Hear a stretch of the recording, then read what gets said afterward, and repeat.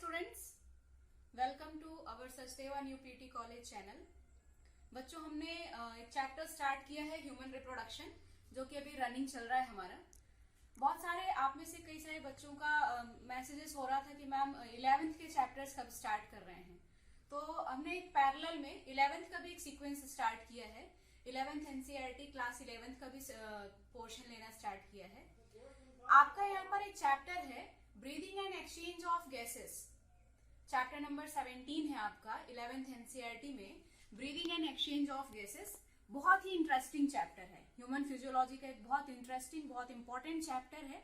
बहुत अच्छा लगता है इसको समझने में। तो ये चैप्टर हम स्टार्ट कर रहे हैं आज, breathing and exchange of gases. बच्चों, यहाँ पर breathing and exchange of gases में पहला जो वर्ड है ब्रीदिंग। तो अच्छा, ब्रीदिंग का मतलब जनरली सामान्य भाषा में अगर बोले तो सांस लेना, ठीक है। अब ब्रीदिंग और रेस्पिरेशन में क्या डिफरेंस है? क्या ब्रीदिंग और रेस्पिरेशन शब्द, क्या इन दोनों शब्दों को हम as a synonyms form use कर सकते हैं, या फिर इन दोनों के अलग अलग डिफरेंट मीनिंग्स हैं, डिफरेंट इनके डेफिनेशंस हैं, क्या चीज है?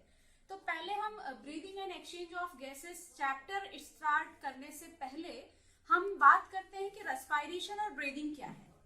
तो बच्चों, जब हम बात करते हैं रेस्पिरेशन की, तो रेस्पिरेशन एक ऐसी प्रोसेस है जिसमें हमारे सेल्स में जो भी सिंपल ऑर्गेनिक सब्सटेंस रहते हैं। बच्चों, डाइजेशन अभी हमने पढ़ा नहीं है, पर आपको मालूम है डाइजेशन का प्रोसेस क्या है, जिसमें कॉम्प्लेक्स ऑर्गेनिक सब्सटेंस, बड़ा सा ऑर्गेनिक फूड वो छोटे छोटे सिंपल ऑर्गेनिक सब्सटेंस में ब्रेक हो जाता है।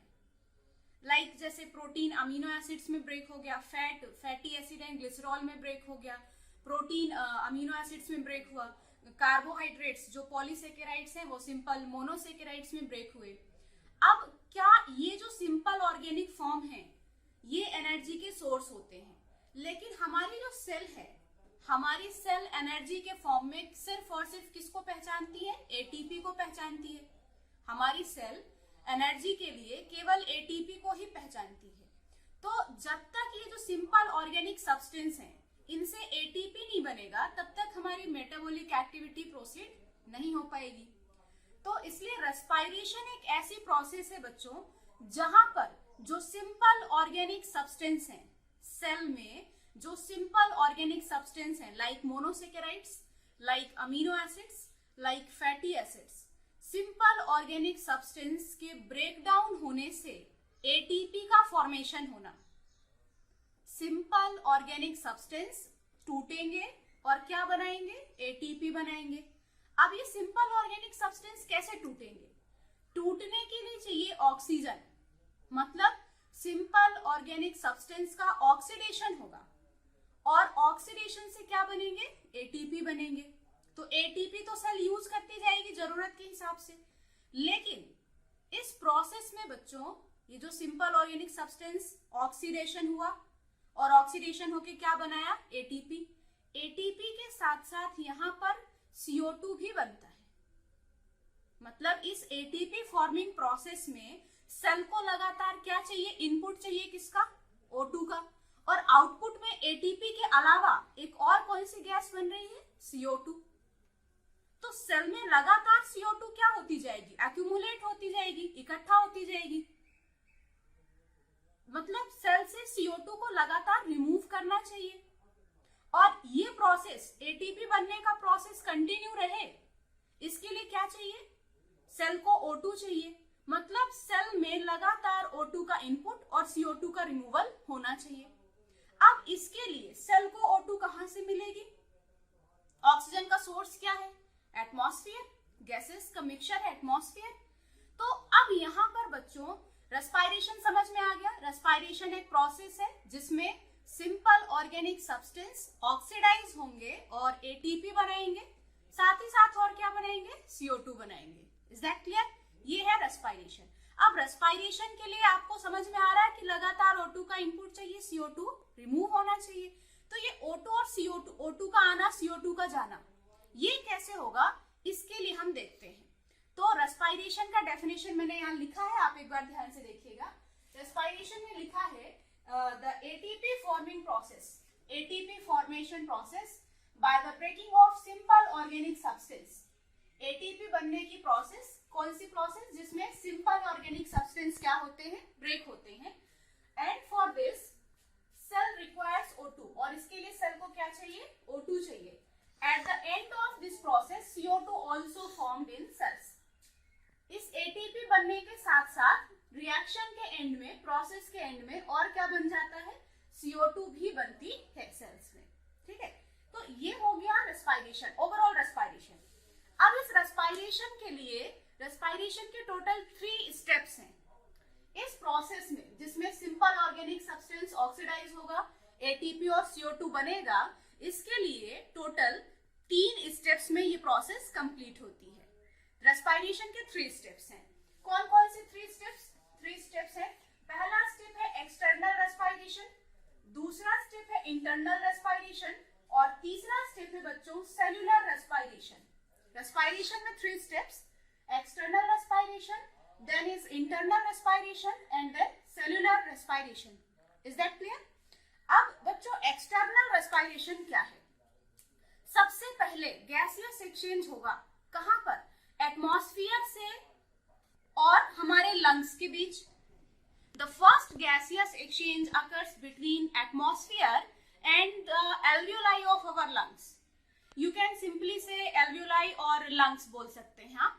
देखिए, सबसे पहले क्या होगा? एटमॉस्फेयर से ऑक्सीजन आना है, एटमॉस्फेयर से, एटमॉस्फेयर और हमारे जो फेफड़े हैं, फेफड़ों की यूनिट ऑफ लंग्स क्या है? एल्वियोलाई। तो एल्वियोलाई और एटमॉस्फेयर के बीच में पहला गैसियस एक्सचेंज होना है। पहला गैसियस एक्सचेंज होगा किसके बीच? एटमॉस्फेयर और किसके बीच? लंग्स के बीच, फेफड़ों के बीच। अच्छा, ये जो गैसियस एक्सचेंज होते हैं, ये जो गैसियस एक्सचेंज होते हैं बच्चों, ये गैसियस एक्सचेंज किसके अकॉर्डिंग होते हैं? कोई भी गैस अपने प्रेशर के अकॉर्डिंग मूव करती है। सिंपल डिफ्यूजन, डिफ्यूजन आप जानते हैं? डिफ्यूजन में कोई भी सब्सटेंस हाई कंसंट्रेशन से लो कंसंट्रेशन में जाता है, हाई कंसंट्रेशन से लो की तरफ मूव करता है। बात अगर गैसेस की हो तो गैसेस के लिए आप कंसंट्रेशन की जगह प्रेशर वर्ड यूज करेंगे। अच्छा, अब यहाँ पर एयर, एटमॉस्फेयर की बात कर रहे हैं, तो एयर क्या है? Mixture of gases. एयर क्या है? Mixture of gases. और उसमें, उस मिक्सचर में इंडिविजुअली किसी एक गैस के प्रेशर को बोलते हैं उसका पार्शियल प्रेशर। एयर के लिए प्रेशर वर्ड यूज करेंगे। एयर क्या है? Mixture of gases. अब उस मिक्सचर ऑफ गैसेस में किसी एक गैस का, इंडिविजुअली किसी एक गैस के प्रेशर को क्या बोलेंगे हम? उसका partial pressure. Like gas, air के लिए हम बोलेंगे प्रेशर, ऑक्सीजन के लिए क्या बोलेंगे? Partial pressure of oxygen. तो अब डिफ्यूजन कैसे होगा? गैसेस का डिफ्यूजन कैसे होगा? कोई भी गैस अपने हाई पार्शियल प्रेशर से लो पार्शियल प्रेशर की तरफ सिंपली डिफ्यूज होती है। कोई भी गैस हाई पार्शियल प्रेशर से लो पार्शियल प्रेशर की तरफ सिंपली डिफ्यूजन के थ्रू मूव करेगी। समझ पा रहे हैं? यानी जो भी गैसियस एक्सचेंज आप पढ़ेंगे वो सभी गैसियस एक्सचेंज, कोई भी गैस अगर मान लीजिए बॉडी से बाहर जा रही है, फेफड़ों से बाहर एटमॉस्फेयर में जा रही है, मतलब लंग्स में उसका पार्शियल प्रेशर ज्यादा था, एटमॉस्फेयर में कम था। या कोई गैस एटमॉस्फेयर से लंग्स में आ रही है, मतलब एटमॉस्फेयर में पार्शियल प्रेशर ज्यादा है, लंग्स में पार्शियल प्रेशर कम है। तो एक लाइन काम की यहाँ पर निकल के आ रही है कि गैसेस का एक्सचेंज कौन सी प्रोसेस से हो रहा है? सिंपल डिफ्यूजन, डिफ्यूजन या सिंपल डिफ्यूजन, जिसमें कोई भी गैस अपने हाई पार्शियल प्रेशर से लो पार्शियल प्रेशर की तरफ जाएगी। ठीक है, ये बात नोट रखिएगा। अब रेस्पिरेशन के 3 स्टेप। पहले स्टेप जो एक्सटर्नल है, एक्सटर्नल का मतलब बाहरी वातावरण से हमारे फेफड़ों के बीच में जो गैसियस एक्सचेंज होता है, एक्सटर्नल एटमॉस्फेयर और हमारे लंग्स या एल्वियोलाई के बीच में जो गैसियस एक्सचेंज होगा उसे बोलेंगे एक्सटर्नल। फिर होता है इंटरनल। अब एक बार गैसियस एक्सचेंज हो गया लंग्स और एटमॉस्फेयर के बीच, अब अगला गैसियस एक्सचेंज होता है बच्चों लंग्स, फेफड़ों और ब्लड वेसल्स के बीच। अगला गैसियस एक्सचेंज होता है लंग्स और किसके बीच? लंग्स और ब्लड वेसल्स के बीच, मतलब फेफड़ों से गैसेस का एक्सचेंज होगा ब्लड में। और फिर अगला गैसियस एक्सचेंज होगा सेल्यूलर में, जहां पर ब्लड से गैसेस मूव करेंगी, कहां पर, सेल्स या टिश्यूज में। ठीक है, अब कैसे क्या हो रहा है यहाँ पर मैंने लिखा हुआ है, आइए देखते हैं। तो पहला स्टेप है एक्सटर्नल रेस्पिरेशन।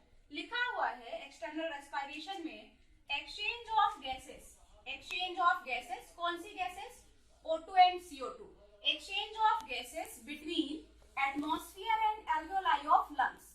गैसेस का एक्सचेंज हो रहा है एटमॉस्फेयर और एल्वियोलाई ऑफ लंग्स के बीच।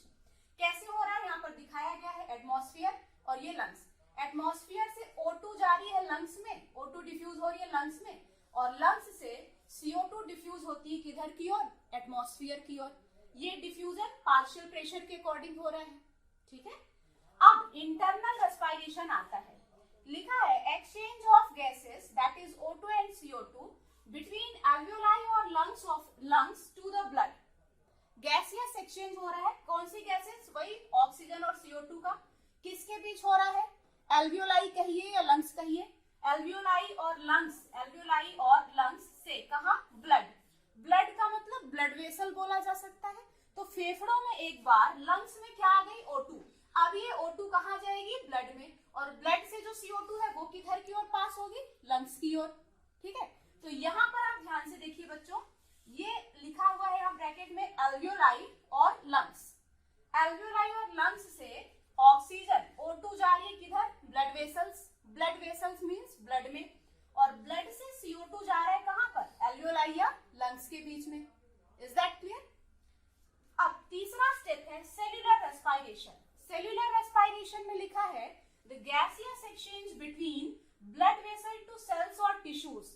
ब्लड से अब अगला गैसियस एक्सचेंज होगा सेल्स या टिश्यू के बीच में। देखिए यहाँ पर ये ब्लड में क्या गया था, O2, तो ब्लड से O2 कहाँ, ब्लड से, ये ब्लड या ब्लड वेसल से O2 कहाँ जा रहा है, O2 कहाँ जा रहा है, सेल या टिश्यू में, और सेल या टिश्यू में जो CO2 बनती है वो कहाँ जा रही है, ब्लड में। अच्छा, यहाँ पर सेल्स को जो ऑक्सीजन मिली, ब्लड से ऑक्सीजन गई सेल्स में डिफ्यूज होके, सेल्स को जो ऑक्सीजन मिली बच्चों, उसका यूज सेल में कौन सी रिएक्शन होगी, सेल में ये प्रोसेस चलती है, organic substance plus oxygen, organic substance oxidise होगा, और ऑक्सीडाइज होके क्या बना रहा है, ATP प्लस CO2।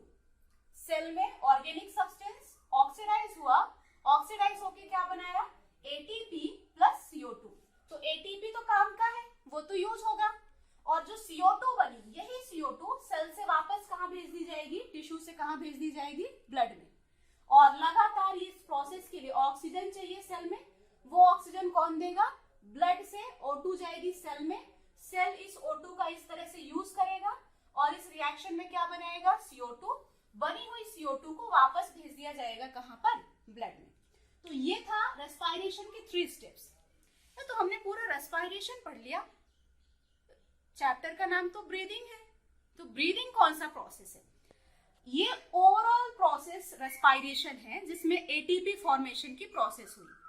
अब इस रेस्पिरेशन का ये जो स्टेप है शुरू के, एक्सटर्नल और इंटरनल, इन दोनों स्टेप का जहां पर एक गैसियस एक्सचेंज हो रहा है, इस गैसियस एक्सचेंज वाली प्रोसेस को बोलते हैं ब्रीदिंग। जहां पर एटमॉस्फेयर और लंग्स के बीच में गैसियस एक्सचेंज हो रहा है, जहां पर लंग्स और ब्लड वेसल्स के बीच में गैसियस एक्सचेंज हो रहा है, इसे बोलते हैं ब्रीदिंग। मतलब एक्सटर्नल और इंटरनल रेस्पिरेशन को आप एक साथ बोल सकते हैं क्या, ब्रीदिंग। अच्छा, बहुत ही सिंपल भाषा में कई बार ब्रीदिंग को सिर्फ एक्सटर्नल रेस्पिरेशन में भी डिफाइन कर देते हैं कि एटमॉस्फेयर और लंग्स के बीच जो गैसियस एक्सचेंज हुआ, एटमॉस्फेयर और लंग्स के बीच होने वाले गैसियस एक्सचेंज को क्या बोलते हैं, ब्रीदिंग। Is that clear? मतलब आपके दिमाग में एक बात क्लियर होनी चाहिए कि breathing is a part of respiration process. Respiration जो प्रोसेस है उसका एक हिस्सा है ब्रीदिंग। रेस्पिरेशन प्रोसेस का एक हिस्सा है, एक पार्ट है, एक स्टेप है क्या, ब्रीदिंग। Is that clear? चलिए, तो ये था ब्रीदिंग का डेफिनेशन। ब्रीदिंग और रेस्पिरेशन को आप कैसे कनेक्ट करेंगे आपको समझ में आ रहा होगा। अब हम आगे बढ़ते हैं कि respiratory system, human respiratory system पढ़ने से पहले हम देखेंगे अलग अलग ग्रुप्स के ऑर्गेनिज्म में क्या क्या रेस्पिरेटरी ऑर्गन है। जैसे अगर बात करें ह्यूमन में, तो ह्यूमन में रेस्पिरेटरी ऑर्गन क्या है? लंग्स। ऐसे ही दूसरे जो अदर ऑर्गेनिज्म हैं, उन अदर ऑर्गेनिज्म में क्या क्या रेस्पिरेटरी ऑर्गन हैं, उनको हम एक लिस्ट तैयार करते हैं। आइए देखते हैं। बच्चों, अभी हमने रेस्पिरेशन और ब्रीदिंग का एक डेफिनेशन हमने आपको एक्सप्लेन किया। उसके बाद हम एक्सप्लेन कर रहे हैं रेस्पिरेटरी ऑर्गन्स। अलग अलग ग्रुप के एनिमल्स में किस तरह का रेस्पिरेटरी ऑर्गन है। रेस्पिरेटरी ऑर्गन मतलब वो ऑर्गन जहां पर डायरेक्टली गैसेस का एक्सचेंज होता है। तो अगर बात करें ह्यूमन में आप जानते हैं हमारे अंदर रेस्पिरेटरी ऑर्गन क्या है? लंग्स। ऐसे ही अलग अलग ग्रुप के जो एनिमल्स हैं, अलग अलग फाइलम के जो ग्रुप एनिमल्स हैं, उनमें क्या क्या रेस्पिरेटरी ऑर्गन्स हैं, उनकी हम बात करते हैं। एक लिस्ट हमने यहाँ पर लिखी हुई है। आइए देखते हैं कौन कौन से ऑर्गन्स हैं। सबसे पहले बात कर रहे हैं हम लोअर इन्वर्टिब्रेट्स। लोअर इन्वर्टिब्रेट्स जैसे कि कौन? जैसे कि स्पॉन्जेस, जो कि फाइलम पोरीफेरा के मेंबर्स हैं, जैसे कि सीलेंट्रेट्स, फ्लैटवर्म्स एटसेट्रा। इन लोअर इन्वर्टिब्रेट्स में इनमें बच्चों कोई खास अलग से कोई ऑर्गन नहीं होता। रेस्पिरेशन के लिए कोई स्पेसिफिक स्ट्रक्चर नहीं होती। इनकी पूरी एंटायर बॉडी सरफेस, शरीर की पूरी सतह ही गैसेस का एक्सचेंज करती है। मतलब पूरी शारीरिक सतह से गैसेस का डिफ्यूजन हो जाता है। तो इनमें रेस्पिरेटरी ऑर्गन क्या है? By body surface. ठीक है। अगला ग्रुप है बच्चों, अगला एनिमल है, हमने लिखा हुआ है यहाँ पर अर्थवॉर्म। अर्थवॉर्म लाइक जो ऑर्गेनिज्म होते हैं, अर्थवॉर्म या केचुए में क्या रहता है बच्चों? इनकी जो स्किन होती है, इनकी जो त्वचा रहती है, स्किन में एक स्किन के बाहर क्यूटिकल का एक आवरण होता है, और वो जो क्यूटिकल का आवरण है वो नमी युक्त होता है, और उसी मॉइस्ट क्यूटिकल से क्या होता है? इनमें गैसेस का एक्सचेंज। तो अर्थवॉर्म में हमने लिखा है मॉइस्ट क्यूटिकल लेयर, वो इनका रेस्पिरेटरी ऑर्गन है। नेक्स्ट है इंसेक्ट्स। बच्चों, इंसेक्ट्स में आर्थ्रोपोड्स का मेंबर है। आर्थ्रोपोडा फाइलम में इंसेक्ट्स ग्रुप आता है। इंसेक्ट्स में बच्चों यहाँ पर ट्यूब होती है, यहाँ पर होती है कुछ ट्यूब्स। ट्यूब का एक जाल रहता है। उन नेटवर्क ऑफ ट्यूब्स को बोलते हैं ट्रैकियल ट्यूब्स। और ये जो ट्रैकियल ट्यूब्स हैं, यही ट्रैकियल ट्यूब्स ही क्या बनाएंगी? इनका रेस्पिरेटरी ऑर्गन। नेक्स्ट ग्रुप है इंसेक्ट्स के बाद फिशेस। फिशेस के अलावा जो एक्वेटिक आर्थ्रोपोड्स हैं, ऐसे आर्थ्रोपोड के मेंबर जो पानी में रहते हैं, एक्वेटिक आर्थ्रोपोड्स, और जो मोलस्का के मेंबर्स हैं, एक्वेटिक आर्थ्रोपोड्स, एक्वेटिक मोलस्कन्स और फिशेस, इनमें होता है गिल्स के द्वारा रेस्पिरेशन। इनमें गिल्स के थ्रू क्या होता है? रेस्पिरेशन। नेक्स्ट अगला ग्रुप है बच्चों रेप्टाइल्स, बर्ड्स और मैमल्स।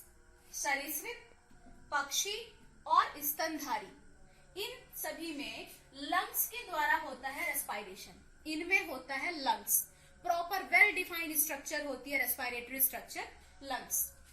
नेक्स्ट अगला ग्रुप है एम्फीबियंस, जो एम्फीबिया हैं या उभयचर। एम्फीबियंस जैसे कि कौन? फ्रॉग। इनमें लंग्स के द्वारा भी रेस्पिरेशन होता है, बाय लंग्स। और इनकी जो स्किन होती है, स्किन इनकी कैसी रहती है? मॉइस्ट। तो लंग्स और मॉइस्ट स्किन दोनों के थ्रू ही इनमें क्या होता है? रेस्पिरेशन। बच्चों, ये रेस्पिरेटरी ऑर्गन की एक लिस्ट है फाइलम वाइज। जब आप एनिमल किंगडम पढ़ेंगे, जब मैं आपको एनिमल किंगडम पढ़ाऊंगी, वहां पर हर एक फाइलम का डिटेल, हर एक ग्रुप की, हर एक क्लास के अलग अलग मेंबर्स में कौन कौन से रेस्पिरेटरी ऑर्गन्स हैं, वहां पर आपको एक बार डिटेल से और अच्छे से मिलेगा। ठीक है। तो ये हुआ रेस्पिरेटरी ऑर्गन। तो अभी तक हमने चैप्टर का इंट्रो पढ़ा, रेस्पिरेशन और ब्रीदिंग का डेफिनेशन पढ़ा, क्या रिलेशन है दोनों में। फिर हमने रेस्पिरेटरी ऑर्गन्स की बात की। अब हम बात करते हैं, अभी हमारा मेन, अब हम चैप्टर में आगे बढ़ते हैं। हमारा चैप्टर है ह्यूमन रेस्पिरेटरी सिस्टम। तो अब हम स्टार्ट करते हैं चैप्टर में, सबसे इंट्रो के बाद आगे बढ़ते हैं और स्टार्ट करते हैं ह्यूमन रेस्पिरेटरी सिस्टम। ओके, तो बच्चों स्टार्ट करते हैं हम ह्यूमन रेस्पिरेटरी सिस्टम। अब ह्यूमन रेस्पिरेटरी सिस्टम में ह्यूमन का रेस्पिरेटरी ऑर्गन क्या है? लंग्स। आप जानते हैं ह्यूमन रेस्पिरेटरी ऑर्गन क्या है? लंग्स। अब लंग्स के अलावा देखिए एयर कहाँ है, एटमॉस्फेयर से, एटमॉस्फेयर से एयर को कहाँ आना है, लंग्स में। दैट मीन्स एटमॉस्फेयर से लंग्स तक एयर गैसियस एक्सचेंज लंग्स में होना है। जो गैसी आदान प्रदान होगा O2 और CO2 का, वो कहाँ होना है, लंग्स में होना है। लेकिन हवा या O2 को एटमॉस्फेयर से लंग्स तक ले आना है, कैसे आएगा, तो एटमॉस्फेयर से लंग्स तक O2 के आने का रास्ता और फिर लंग्स से, फेफड़ों से CO2 का एटमॉस्फेयर तक जाने का रास्ता, ये जो बीच का रास्ता है, दैट मीन्स वो ट्रैक जिस रास्ते से होकर एटमॉस्फेयर और लंग्स के बीच गैसें आती हैं या जाती हैं, उस रास्ते को बोलते हैं रेस्पिरेटरी ट्रैक्ट। तो ह्यूमन रेस्पिरेटरी सिस्टम में दो स्ट्रक्चर या दो पार्ट हम कर लेते हैं। एक तो लंग्स पढ़ना है, लंग्स का डिटेल स्ट्रक्चर, लंग्स में किस तरह से गैसियस एक्सचेंज होता है ये पढ़ना है। और दूसरा हमें डिस्कस करना है बच्चों, दूसरा पार्ट कि एटमॉस्फेयर और लंग्स के बीच, एटमॉस्फेयर और लंग्स के बीच कौन सा ट्रैक्ट है, उस रास्ते में कौन कौन से ऑर्गन है, किन किन ऑर्गन से बना हुआ वो रास्ता है, यानी कि रेस्पिरेटरी ट्रैक्ट क्या है। ठीक है, तो ह्यूमन रेस्पिरेटरी सिस्टम हमारी हेडिंग है और ह्यूमन रेस्पिरेटरी सिस्टम में समझने के लिए हमने दो पार्ट किए हैं। एक रेस्पिरेटरी ट्रैक्ट, यानी हमें ये पढ़ना है, और उसके बाद हम पढ़ेंगे बच्चों लंग्स। सबसे पहले अभी हम स्टार्ट कर रहे हैं रेस्पिरेटरी ट्रैक्ट, वो जो रेस्पिरेशन का जो पाथवे है, रास्ता है, उसमें क्या क्या स्ट्रक्चर्स हैं। तो हमारी हेडिंग है बच्चों रेस्पिरेटरी ट्रैक्ट। इसको आप कैसे डिफाइन करेंगे, रेस्पिरेटरी ट्रैक्ट क्या है, the pathway from where air enters into lungs, वह रास्ता जहां से हवा अंदर प्रवेश करती है, अंदर आती है, किसके अंदर, लंग्स के। वह रास्ता, वह ट्रैक, वो पाथवे जिससे एयर एंटर होकर लंग्स में आती है, उस रास्ते को ही आप क्या बोलेंगे, रेस्पिरेटरी ट्रैक्ट।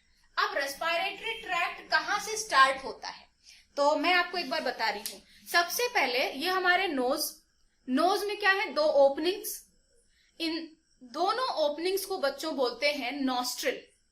तो सबसे पहले देखिए, जाने का जो मेन गेट है, एंट्री गेट, एंट्री गेट क्या है, ये दोनों नॉस्ट्रिल, इनको बोलते हैं एक्सटर्नल नॉस्ट्रिल। कितने हैं, दो, पेयर में आप क्या बोलेंगे, वन पेयर। तो हमारा जो रेस्पिरेटरी सिस्टम है, या सॉरी रेस्पिरेटरी ट्रैक्ट कहना चाहिए, ट्रैक्ट की शुरुआत कहां से होती है, one pair of external nostril से। ये जो वन पेयर एक्सटर्नल नॉस्ट्रिल है, इनके थ्रू ये मेन एंट्री गेट है।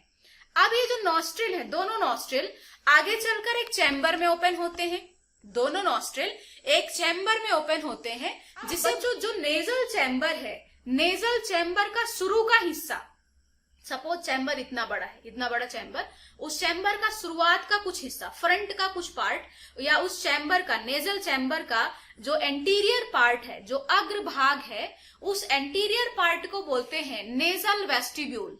Anterior part of nasal chamber is called nasal vestibule. तो सबसे पहले स्टार्ट कहाँ हुआ, one pair external nostril, nostril कहाँ ओपन हुए, वेस्टिब्यूल, और वेस्टिब्यूल से आगे nasal chamber. Is that clear. अब नेजल चैम्बर आगे जाके, जो नेजल चैम्बर है, नेजल चैम्बर आगे जाके ओपन होगा एक ट्यूब में, उस ट्यूब को बोलते हैं फेरिंग्स। ट्यूब को क्या बोलेंगे, फेरिंग्स। ठीक है, तो अब बच्चों फेरिंग्स जो है, फेरिंग्स के बारे में थोड़ा सा भी और आगे डिस्कस करेंगे। अब जो फेरिंग्स है, फेरिंग्स का थोड़ा सा पॉइंट सुनिए। डाइजेस्टिव सिस्टम आपने पढ़ा है या अभी प्रीवियस या अभी और आगे हम डिस्कस करेंगे। डाइजेस्टिव सिस्टम की ओपनिंग कहां से होती है, माउथ से। माउथ कहां ओपन होता है, बक्कल कैविटी में, और बक्कल कैविटी भी कहां ओपन होती है, फेरिंग्स में।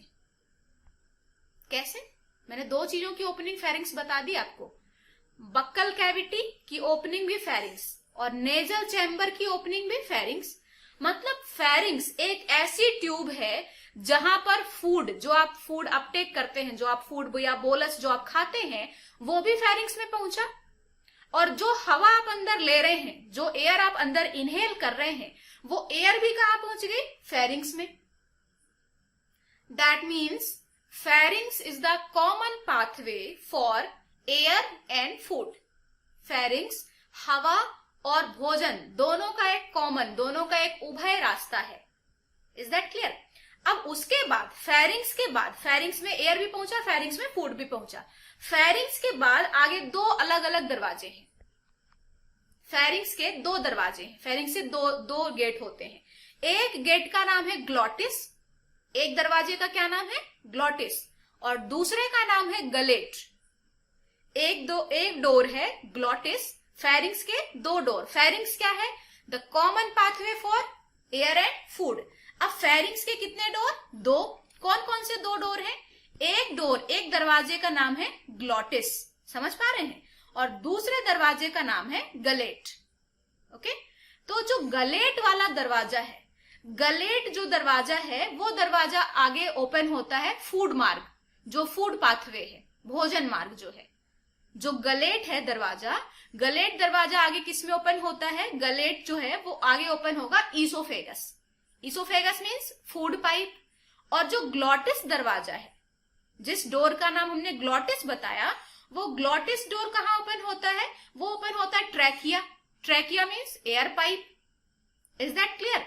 तो केवल फेरिंग्स, बस बीच में देखिए शुरुआत भी अलग अलग है, डाइजेस्टिव ट्रैक्ट और रेस्पिरेटरी ट्रैक्ट की शुरुआत भी अलग है, बस बीच में फेरिंग्स एक ऐसी जगह आती है जहां पर कॉमन हो जाता है, जहां पर एयर भी पहुंचती है, जहां पर फूड भी पहुंचता है। फिर फेरिंग्स के बाद वापस से दोनों के रास्ते अलग हैं। फूड का अलग डोर है, फूड पाइप का, और एयर पाइप का अपना अलग डोर है। समझ पा रहे हैं? आइए थोड़ा सा देखते हैं यहाँ पर। तो रेस्पिरेटरी ट्रैक्ट जब हम स्टार्ट करते हैं, तो रेस्पिरेटरी ट्रैक्ट स्टार्ट होता है एक्सटर्नल नॉस्ट्रिल। एक्सटर्नल नॉस्ट्रिल, ये जो बाहर दिखाई दे रहे हैं एक्सटर्नल नॉस्ट्रिल, कितने पेयर, 1 पेयर। एक्सटर्नल नॉस्ट्रिल आगे कहाँ ओपन हो रहे हैं, नेजल वेस्टिब्यूल। एक्सटर्नल नॉस्ट्रिल आगे कहाँ ओपन होते हैं, नेजल वेस्टिब्यूल। अब ये जो नेजल वेस्टिब्यूल है, अच्छा वेस्टिब्यूल को कैसे एक्सप्लेन करना है, समझ पा रहे हो? नॉस्ट्रिल सिर्फ ये दोनों ओपनिंग्स, दोनों होल, ओपनिंग आगे चलकर एक कैविटी में ओपन होगा। कैविटी का नाम क्या है, नेजल चैम्बर, और इस चैम्बर का अगला भाग क्या है, नेजल वेस्टिब्यूल। तो सीक्वेंस में पहले कौन आएगा, नॉस्ट्रिल, नॉस्ट्रिल से वेस्टिब्यूल, और वेस्टिब्यूल से फिर नेजल चैम्बर। अब नेजल चैम्बर कहाँ ओपन हुआ, नेजल चैम्बर एक इंपॉर्टेंट स्ट्रक्चर में ओपन हुआ। कौन से स्ट्रक्चर, फेरिंग्स। नेजल चैम्बर कहाँ ओपन हुआ, फेरिंग्स में। समझ पा रहे हैं? फेरिंग्स के बारे में क्या है, common pathway for air and food. अब फेरिंग्स का के दो डोर, ग्लॉटिस और गलेट, लेकिन हम अभी कौन सा ट्रैक्ट पढ़ रहे हैं, रेस्पिरेटरी। तो हमें गलेट वाले की तरफ नहीं जाना है, हम फेरिंग्स के कौन से डोर की तरफ आएंगे, ग्लॉटिस। फेरिंग्स का दरवाजा है एक ग्लॉटिस, और ग्लॉटिस दरवाजा जो है वो किस में ओपन होता है, ट्रैकिया में। फेरिंग्स का एक डोर ग्लॉटिस, और ग्लॉटिस की ओपनिंग कहाँ हो रही है, ट्रैकिया में। ध्यान दीजिएगा, जब ग्लॉटिस की ओपनिंग ट्रैकिया में होगी, तो ट्रैकिया के लैटरली साइड में, ट्रैकिया के लैटरल वर्ड का मतलब समझ रहे हैं, लैटरल मतलब साइड में, जिसको बोलते हैं ना बगल में, साइड में। तो ट्रैकिया के बगल में, ट्रैकिया के लैटरली एक छोटी सी जुड़ी हुई स्ट्रक्चर होती है, लैरिंग्स। तो बीच में कौन आ गया, लैरिंग्स भी आ गया। फेरिंग्स का एक डोर है ग्लॉटिस। ग्लॉटिस किस में ओपन होता है, ट्रैकिया में, लेकिन ट्रैकिया के लैटरली कौन पाया जाएगा, एक बॉक्स। ट्रैकिया के लैटरल में एक बॉक्स है, कौन सा बॉक्स, लैरिंग्स। लैरिंग्स को बोलते हैं साउंड बॉक्स। क्यों, क्योंकि जो साउंड प्रोड्यूस हो रही है, वो साउंड के लिए कौन रिस्पॉन्सिबल है, लैरिंग्स। आगे डिटेल बात करेंगे इसके बारे में हम। फिलहाल फेरिंग्स कहाँ ओपन हुआ, ग्लॉटिस, सॉरी फेरिंग्स का दरवाजा नाम क्या है, ग्लॉटिस। ग्लॉटिस ओपन हुआ ट्रैकिया में, और ट्रैकिया के लैटरली कौन है, लैरिंग्स। तो इसलिए ग्लॉटिस के बाद लैरिंग्स लिख दिया गया, और फिर लैरिंग्स के बाद ट्रैकिया। ट्रैकिया या सिंपली इसी को नाम दे सकते हैं एयर पाइप, ट्रैकिया या एयर पाइप। ठीक है। अब बच्चों ट्रैकिया के आगे का जो सेक्शन है, बहुत इंटरेस्टिंग पोर्शन आता है, जो एयर पाइप है ट्रैकिया। अब ट्रैकिया एंटर होता है लंग्स में, ट्रैकिया तक का पोर्शन लंग्स के बाहर था, अब ट्रैकिया एंटर होता है लंग्स में, और दोनों तरफ के लंग्स में जाकर ट्रैकिया जो है वो डिवाइड होगा ब्रांचेस में, लगातार ब्रांचेस। देखो एक पाइपलाइन, वो पाइप दो भागों में स्प्लिट हुई, फिर वो दोनों पार्ट फर्दर और ज्यादा स्प्लिट होते गए। इस तरह से इतना ज्यादा स्प्लिटिंग हुआ, इतना ज्यादा डिवीजन हुआ पाइप में, कि पूरा एक ट्री जैसी स्ट्रक्चर बन गई। जैसे ट्री होता है ना, ट्री नीचे से एक स्टेम रहता है। अगर आप ट्री का स्ट्रक्चर देखें तो नीचे से तना स्टेम एक है और उस स्टेम से फिर फर्दर लैटरली इतनी ब्रांचेस निकलती हैं कि वो एक बहुत बड़ा स्ट्रक्चर बन जाता है।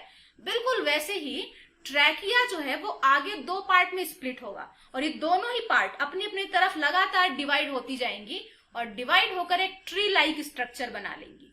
ठीक है, अब यहाँ पर ट्री को भी हम दो सेक्शन में डिवाइड करेंगे।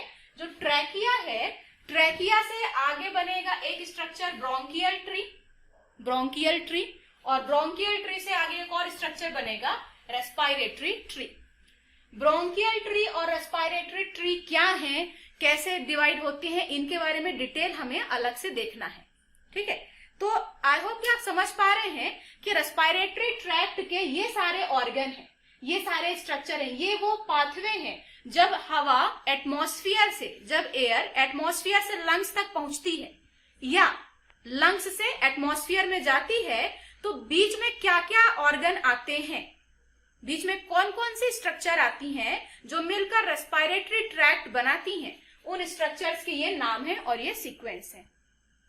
अब इन सभी स्ट्रक्चर्स का एक एक करके हमें डिटेल पढ़ना है, एक एक करके इन सभी स्ट्रक्चर्स का हम डिटेल पढ़ेंगे और फिर जब इन सारे पार्ट्स का डिटेल हो जाएगा फिर हम पढ़ेंगे किसके बारे में, लंग्स के बारे में।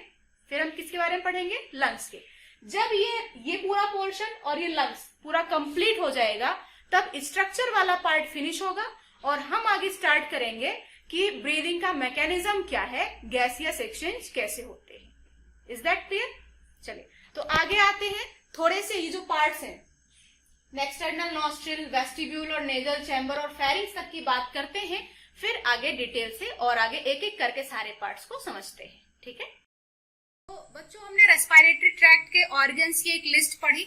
अब एक एक करके उन ऑर्गन्स के बारे में देखते हैं। सबसे पहले रेस्पिरेटरी ट्रैक्ट कहाँ से स्टार्ट होता है, starts from where, one pair of external nostril. बच्चों जो ये वन पेयर एक्सटर्नल नॉस्ट्रिल पाए जाते हैं, in one pair external nostril के पाए जाने को बोलते हैं क्या, डायराइनस कंडीशन। वन पेयर मतलब दो नॉस्ट्रिल और दो नॉस्ट्रिल पाए जाने को क्या बोलते हैं, डायराइनस। ठीक है, तो सबसे पहले मैंने लिखा है रेस्पिरेटरी ट्रैक्ट कहां से स्टार्ट हुआ, एक्सटर्नल नॉस्ट्रिल कितने हैं, वन पेयर। और वन पेयर होना या दो नंबर में दो होने के लिए हमने टर्म क्या यूज किया है, डायराइनस कंडीशन। मतलब ह्यूमन में कैसी कंडीशन है, डायराइनस। अब बच्चों नॉस्ट्रिल कहाँ ओपन होता है, चैम्बर, नेजल चैम्बर। और नेजल चैम्बर का जो एंटीरियर पार्ट है, नेजल चैम्बर का आगे का जो भाग है, उस भाग को क्या बोलते हैं, नेजल वेस्टिब्यूल। तो अगला सेंटेंस है हमारा कि नॉस्ट्रिल या external nostril opens into nasal chamber. Nostril कहाँ ओपन हुए, nasal chamber, and the anterior part of nasal chamber is called nasal vestibule. Nasal chamber का ही अगले हिस्से को, नेजल चैम्बर मान लीजिए इतना बड़ा चैम्बर है, तो चैम्बर का शुरू का फ्रंट का हिस्सा क्या हो गया, nasal vestibule. Is that clear? अब आगे बढ़ते हैं। नेजल वेस्टिब्यूल के बाद क्या था सीक्वेंस हमारा, नेजल चैम्बर। तो अगली हेडिंग है हमारी नेजल चैम्बर या उसी को बोलते हैं नेजल पैसेज। नेजल चैम्बर या उसी को क्या बोलेंगे, नेजल पैसेज। तो लिखा हुआ है। अच्छा, अब नेजल पैसेज में क्या क्या है समझते हैं पहले। जो नेजल पैसेज या नेजल चैम्बर है बच्चों, इस चैम्बर में होते हैं हेयर्स, फाइन हेयर्स, छोटे छोटे हेयर्स, और यहाँ पर होती है सिवेसियस ग्लैंड। यहाँ होती है सिवेसियस ग्लैंड और क्या होते हैं, हेयर्स। सिवेसियस ग्लैंड का जो सीक्रेशन होता है वो कुछ सीबम, कुछ स्टिकी टाइप का सीक्रेशन रहता है, चिपचिपा स्टिकी सीक्रेशन। ये सीक्रेशन क्या करता है, देखिए एयर जब अंदर गई नॉस्ट्रिल से कहाँ गई, वेस्टिब्यूल, वेस्टिब्यूल से नेजल चैम्बर, नेजल चैम्बर या चैम्बर को ही नेजल पैसेज भी बोलेंगे। ठीक है, तो नेजल पैसेज या नेजल चैम्बर में जब हवा आई, एयर आई, तो एयर के साथ क्या क्या होते हैं, बहुत सारे पोल्यूटेंट्स, बहुत सारे डस्ट पार्टिकल्स, हार्मफुल पार्टिकल्स। अब अगर इन हार्मफुल पार्टिकल से डस्ट को रोका नहीं गया तो सीधे लंग्स में पहुंच जाएंगे और लंग्स में इन्फेक्शन कर देंगे। इसलिए इनको रोकना बहुत जरूरी है। तो इनको रोकने के लिए, इनको फिल्टर करने के लिए, इनको छानने के लिए यहाँ पर क्या लगे होते हैं, हेयर्स।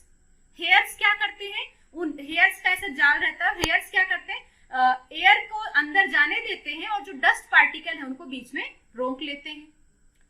इन्हीं डस्ट पार्टिकल्स को रोकने के लिए यहाँ पर और क्या लगे होते हैं, और क्या है, सीबेसियस ग्लैंड।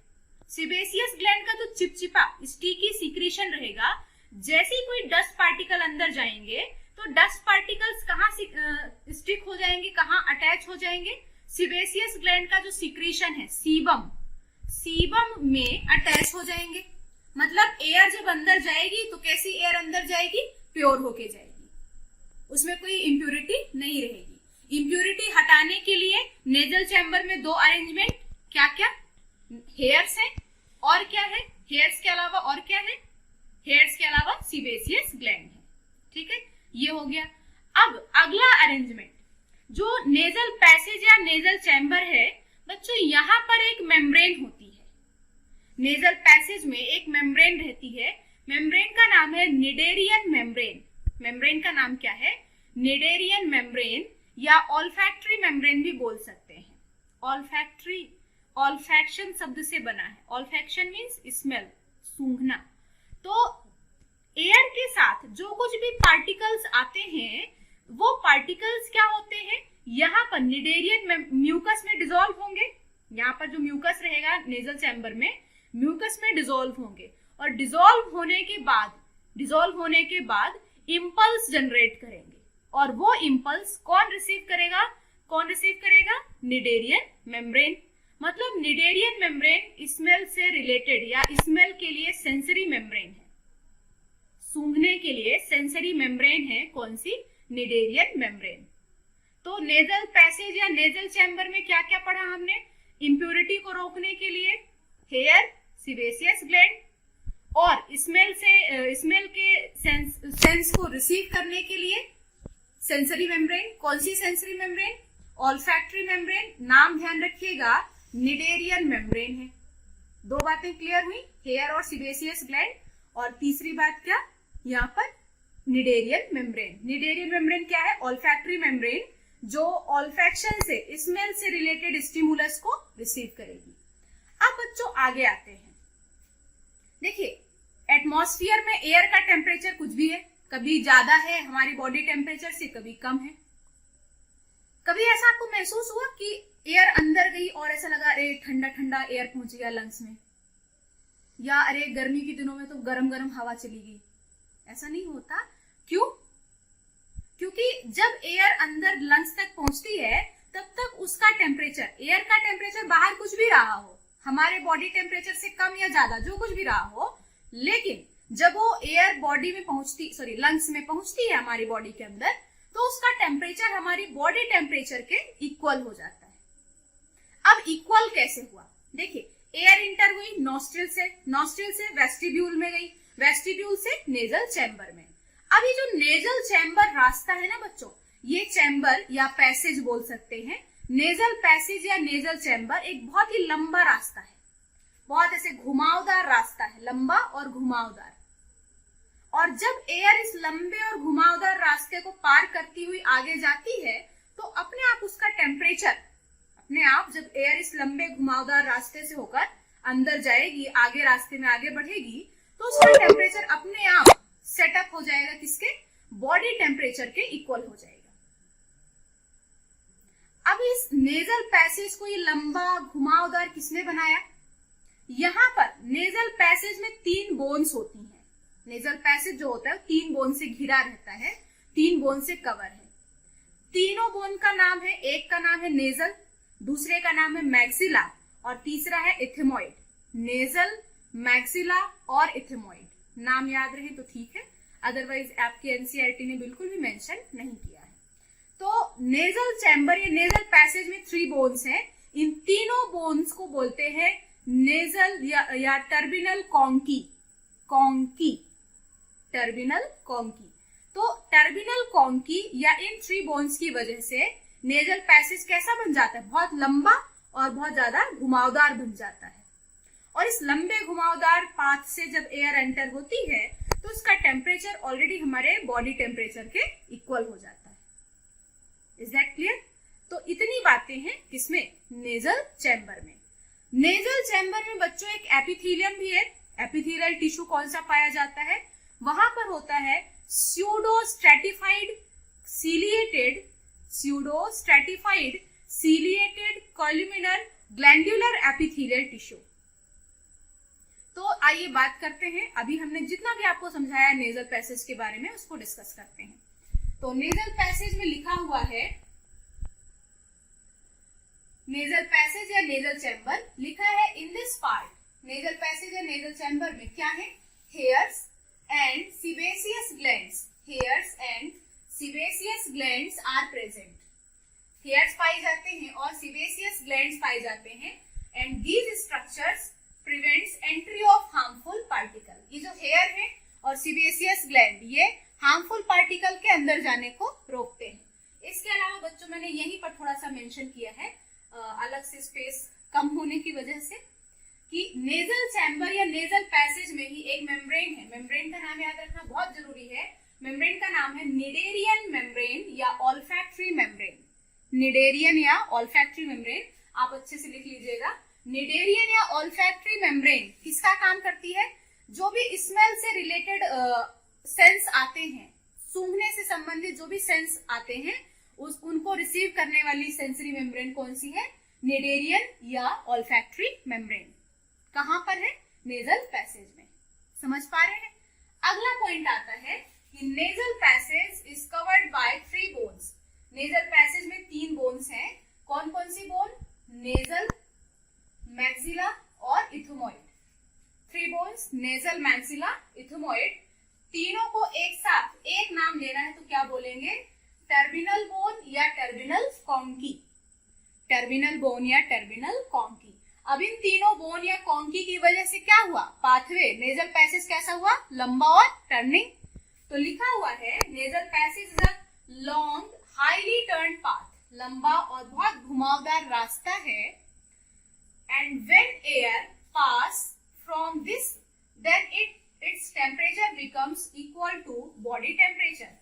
जब एयर इस लंबे पाथवे से होकर जाता है तो उसका टेम्परेचर किसकी इक्वल हो जाता है? बॉडी टेम्परेचर के इक्वल हो जाएगा। लंबा और घुमावदार किसने बनाया? ये टर्मिनल कॉन्की ने। कॉन्की मतलब 3 बोन। कौन कौन सी? नेजल, मैक्सिला और इथोमॉइड। ठीक है। अब अगला पॉइंट है बच्चों, इस नेजल पैसेज में यहाँ पर एपिथेलियल टिश्यू कौन सा है? लिखा हुआ है, लंबा थोड़ा सा नाम है, pseudo stratified columnar ciliated glandular epithelium tissue, short में PSCCGE। अभी आप इसको याद रखिए, जब एनिमल टिश्यू हम पढ़ेंगे तो वहां पर टिश्यू को कौन सा स्यूडो स्ट्रेटिफाइड है, एपिथेलियल टिश्यू क्या है, ये सारी बातें डिस्कस होंगी। ठीक है, क्योंकि ये टिश्यू यहाँ पर पाया जाता है इसलिए मैंने अभी नाम मेंशन कर दिया है। ठीक, तो बच्चों हमने रेस्पिरेटरी ट्रैक्ट के 3 स्ट्रक्चर पढ़े, नॉस्ट्रिल, वेस्टिब्यूल और नेजल चैम्बर। नेजल चैम्बर के बाद क्या आएगा बताइए? नेजल चैम्बर के बाद आएगा, नेक्स्ट पॉइंट होगा फेरिंग्स, यानी अगला हम आगे अगले लेक्चर में डिस्कस करेंगे फेरिंग्स। फेरिंग्स किसमें ओपन होता है? ग्लॉटिस, ग्लॉटिस के बाद लैरिंग्स और ट्रैकिया और फिर वो ब्रोंकियल और रेस्पिरेटरी ट्री। ये सब हमारे आगे के नेक्स्ट टॉपिक्स रहेंगे। बच्चों आज का जो चैप्टर है, आप में से बहुत सारे बच्चे अभी हमसे नए नए जुड़ना स्टार्ट हुए हैं, तो जो हमारा रिप्रोडक्शन चैप्टर चल रहा था, क्योंकि उसमें हम काफी आगे तक आ गए हैं, तो आप प्रीवियस वीडियो वहां के भी देख सकते हैं। लेकिन ये जो चैप्टर हमने स्टार्ट किया है अभी पैरेलली, तो ये चैप्टर हमारा सबके लिए ही शुरू से हो रहा है। फर्स्ट डे में चैप्टर जब नया नया स्टार्ट होता है तो नए चैप्टर में जुड़ने का इंटरेस्ट ही कुछ अलग होता है। चैप्टर को बीच से पढ़ने में उतना इंटरेस्ट नहीं रहता, चैप्टर स्टार्टिंग से हो तो बात ही कुछ और रहती है ना। तो आपको क्या करना है, इस वीडियो को देखिए, चैप्टर एनसीईआरटी से पढ़िए। 11th के एनसीईआरटी में चैप्टर नंबर 17 है आपका। बहुत ही इंटरेस्टिंग चैप्टर है, ह्यूमन फिजियोलॉजी का बहुत इंपॉर्टेंट चैप्टर है। बहुत अच्छा लगेगा आपको इसमें जैसे जैसे हम आगे बढ़ेंगे। चलिए, अच्छा बच्चों एक और बात, अगर आपको कोई डाउट्स हैं या कोई क्वेरी है सब्जेक्ट से रिलेटेड या कोई भी इंफॉर्मेशन चाहिए, तो डिस्क्रिप्शन में आपको एक नंबर मिलेगा, उस नंबर पर आप अपने मैसेजेस या कॉन्टेक्ट से जो भी आपको कॉल करना है आप वहां पर कर सकते हैं, और आपके जो भी डाउट्स होंगे वो हम तक डायरेक्टली पहुंच जाएंगे, हम उसको सॉल्व कर सकते हैं। ठीक है, चलिए, तब तक वीडियो को आगे ज्यादा से ज्यादा लोगों तक फॉरवर्ड कीजिए, पॉजिटिविटी बढ़ेगी, क्योंकि हम आपके लिए पॉजिटिव नॉलेज दे रहे हैं। आप लगातार इस पॉजिटिव वाइब्रेशंस को दूसरों तक दीजिए, ज्यादा से ज्यादा बच्चे कनेक्ट हो सके। चलिए, आगे नेक्स्ट लेक्चर में कंटिन्यू करेंगे, ठीक है।